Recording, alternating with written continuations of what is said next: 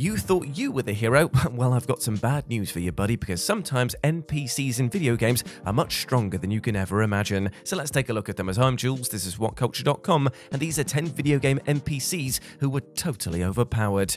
Number 10, Beatrix, Final Fantasy IX. Yes, it's certainly true that Beatrix is a playable character for a very short while, seeing as she joins forces with Zidane and company after the Queen reveals her plot to execute Princess Garnet and defends the streets of Alexandria alongside Steiner when Kuja unleashes his attack on the town. But for the most part though, General Beatrix is just an NPC, and a pretty formidable one at that. The Alexandrian general appears to be known around the world for her martial prowess, and during her attack on Burmecia, one of the Burmecian soldiers challenges her, then trembles in fright on realizing that he's actually stepped up to the infamous Beatrix.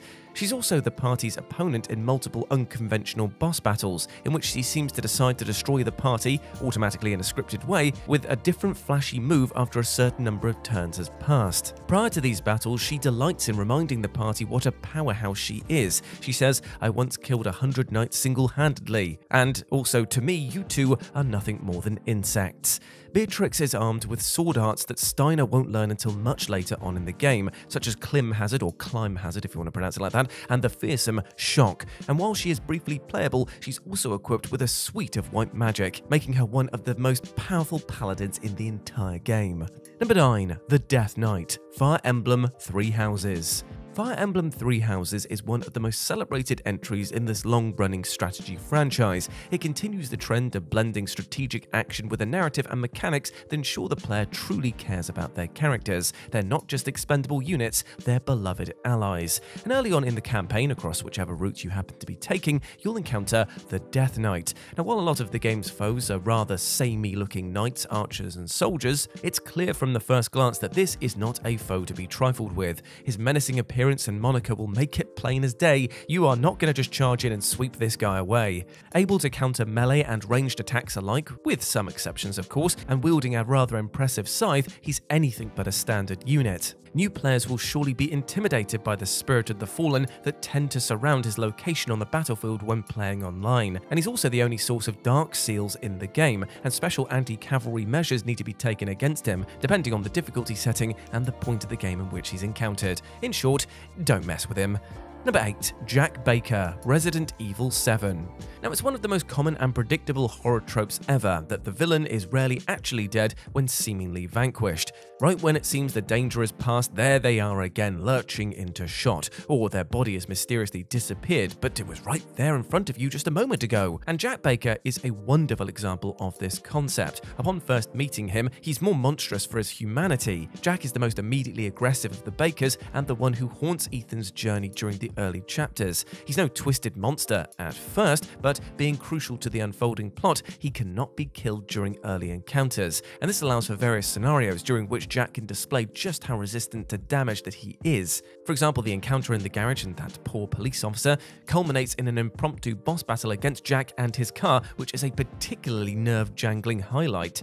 It isn't until much later that he can actually be dispatched. As big series enemies go, he may not be conventionally overpowered in the same vein as the likes of Nemesis, but he's perhaps even more resilient. Number 7, Rodin, Bayonetta. Action titles such as the Bayonetta games tend to have hubs to briefly rest in between battles, places to heal, buy new items, unlock new weapons and such. In this particular series, that place is the Gates of Hell, a rather stylish bar, and the proprietor of that bar is none other than Rodin, an exiled demon who has taken on the form not unlike that of Blade. Rodin descends into the depths of Inferno itself to grab Bayonetta whichever weapon that she's unlocked, generally after finding the appropriate LP and emerging moments later covered in all manner of viscera and unpleasantness. Players don't tend to see him in action, but it's heavily implied that he is very, very powerful indeed. And in Bayonetta 2, he briefly fights at the Umbra Witch's side, utilizing powers similar to her own and ruthlessly pummeling foes into submission. He does make a couple of appearances in the series as an optional boss, and is an absolute powerhouse to be reckoned with when he does. Getting high scores in these encounters is a real challenge for only serious aficionados. Number 6, Darkon and Galeem.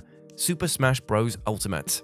Super Smash Bros. Ultimate embraces the series' ethos absolutely perfectly. It's all about powerhouse characters from around the world of Nintendo and beyond, from Mario to Link and from Solid Snake to Bayonetta, battling it out across a wide range of iconic stages. What Ultimate did though was broaden the scope even further. Via its DLC, icons like Banjo-Kazooie, Final Fantasy VII Sephiroth, and Kazuya of Tekken fame were all thrown into the mix as well. As dramatic cutscenes make clear though, even assembled hordes of heavyweights such as these can be wiped out by a foe of formidable strength, and the World of Light begins with the enigmatic Galeem absorbing the strength of his many master hands, before unleashing an attack of such force that only a Warp Star riding Kirby manages to make it clear. From here, the single-player campaign sees the player slowly proceeding across a wide and varied map, trying to restore these all-star forces that Galeem demolished in a snap. Darkon as well opposes the player and Galeem itself throughout this World of Light mode, and between them these beings wield incredible, unknowable power, and it's probably only their diametrically opposed natures that prevent them from cooperating and becoming ultimately unstoppable. Really, they both wanted the same thing, but they only wanted it for themselves, and only in their way. Number 5. Metal Gear Solid Psycho Mantis. Through the course of the PlayStation classic Metal Gear Solid, Solid Snake systematically takes down much of the elite Foxhound unit. Each of these foes, from Vulcan Raven to Liquid Snake himself, have extraordinary combat capabilities, and between them they make up one of the greatest boss battle rosters in gaming. And one of the most memorable of these encounters is the clash with Psycho Mantis, the self-proclaimed most powerful practitioner of psychokinesis and telepathy in the world. And to his credit, he certainly has the ability to back up this claim. He can directly control the actions of others, throw heavy objects around the room with his mind, and even read the player's every action and evade every attack. And he can also somehow essentially fly. If not for the now iconic controller port trick, Mantis was all but invincible as a result. And this whole Hideo business was a classic piece of Hideo Kojima innovation, as was Mantis' ability to comment on the player's behavior up until that point in the game. An imposing, formidable, and menacing foe who had a great impact on the story and a huge impression on the game. Mantis was so much more than just a great boss battle, he is an iconic character in video game history. Number 4. Sephiroth, Final Fantasy VII. Now, as anyone with any interest in the gaming sphere knows, Sephiroth is one of the most infamous villains ever. He's first introduced to the player through references from protagonist Cloud Strife, who remembers him as an unparalleled warrior and his inspiration to join Soldier. Cloud acknowledges that nobody but Sephiroth had the strength to wield the iconic Masamune blade. This is quite a statement from somebody who brandishes the absurdly large Buster Sword, but when seen in battle next to a mere mortal, it is plain to see just what Sephiroth can do. In the flashback scene that Cloud instigates with the party on their arrival to Calm, the player witnesses the pair's fateful journey to Nibelheim. During it, several battles are instigated in which the player has only a 5 years younger Cloud and Sephiroth in their party. Now, the silver-haired swordman cannot be controlled by the player, but effortlessly dispatches enemies with a few swings of his blade or casts of his elemental magic materia. Cloud, meanwhile, deals pitiful damage and tends to have to be revived by Sephiroth with his meager HP. Part of the reason that Sephiroth still enjoys his reputation as a formidable villain in the game was that the player was given a chance to watch him in action in this way. Number 3. The Bloody Crow of Canehurst, Bloodborne. Bloodborne fans will probably be familiar with the imposing figure of Eileen the Crow. First encountered earlier on in the game, if you find her secret little area up on those rafters in Yharnam Town, this warrior sports a Plague Doctor-esque aesthetic and the Blade of Mercy, a short-ranged but lightning-fast weapon that has always been popular amongst players. Eileen's questline centers around her role as the Hunter of Hunters, charged with taking down her former compatriots who lost control of themselves and became yet another threat. The final foe of her questline, who appears after the Blood Moon, is the dreaded Bloody Crow of Canehurst. Amongst the most difficult human foes in the game, the Bloody Crow awaits you in the Grand Cathedral, having bested Eileen. This warrior is armed with a Shikage and can deliver tremendous damage with it. He has a lot of range and tricky movements to predict in this rather tight area, not to mention potent healing capacities as well. You are not safe for a moment here, because that repeating pistol, well, that also packs a mighty punch. All in all, this fight is quite the challenge, even for canny players who can take advantage of the self-damaging properties of the Shikage. He must be defeated in order to complete Eileen's questline and for you to receive the rewards. And trust me, it is no mean feat to do so.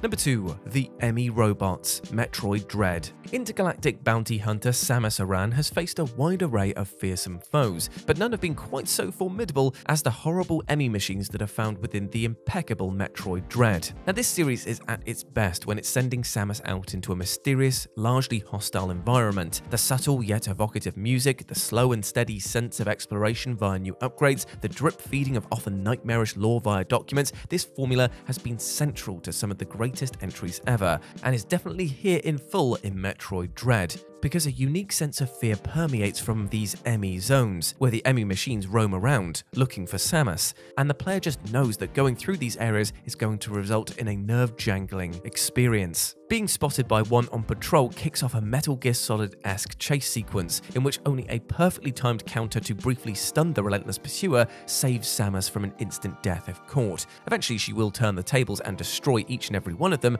but only after some outrageously tense sequences with each of them. They all have their own unique power, and they've already cemented their place as some of the most unstoppable and deadly foes in series history. And number 1, Pyramid Head, Silent Hill series. Now, Pyramid Head is a hulking, lurking, chasing, impaling spectre of Silent Hill 2 fame. With the series focusing on the psychological side of horror, this grotesque being doesn't tend to be presented as a simple physical enemy. Now, this can be the case, but more frequently, Pyramid Head is something far deeper, a manifestation of the trauma rooted in a character's mind. In Silent Hill 2, the beast's official name was Red Pyramid Thing, and it had existed to torment James Sunderland, going on to reappear in Silent Hill Homecoming.